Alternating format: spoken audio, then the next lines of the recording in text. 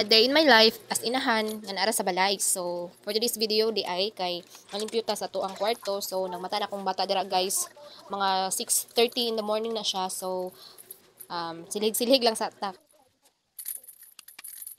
So pag human na tog silig sa kwarto guys no, diri ana punta guys magluto na sadta kay natay bata. Ginukulor duha tong bata guys nga pakanon. So dira guys kay magprito kog isda ug magsabaw pug kog isda guys. So ako na siyang gihuluman ng isda and nag-adad pug ko dira og kuan. Ay adad. Basta nag-slice ko og kuan, pichay og mga lamas og mga dahon-dahon nga pwede isagol sa tuang sabaw nga isda. So nag-prepare na ko dira guys, and ako pong gihugasan ang mga kuan, mga sagol sa isda. So mo to nga i-prepare na to ni Andrade guys kay nagkuha ko og kaning sudanan kay giinit na ko ang biko guys nga sobra kagabi eh. So mo na siya kung giinit sa kuan karahay. Kay ang karahay gamiton nako guys kay magprito ko og isda unya. So dirade guys kay nagimbla ko sa sinabaw na isda guys, ako na siyang gibutangan og asin og bitsin.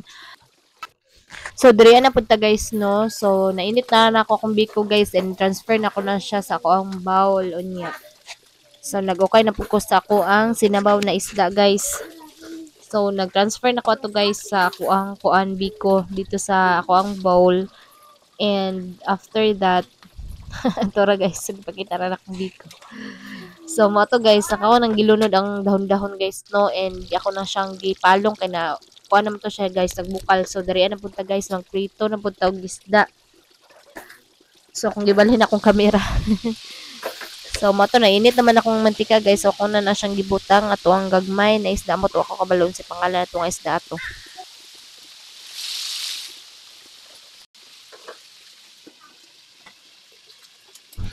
So pag human ako og kuan guys no, kanang pagbutang sa isda, so wala pa man to siya naluto. So ato sa ko dire sa gawas sa akong bata nga gunitan sa kong bana. So kung kaon sa day tagbiko guys. So nara ko ang panganay guys, babae gyapon. So mao to, nagchill-chill lang sa kadali sa gawas kay wa pa man na naluto akong prito nga isda. So balik na punta diri guys kay akong gibali ako ang pinirito nga isda. So mo na gini atong part of the day, daily routines atong kuan guys sa tuang mga inahan like me.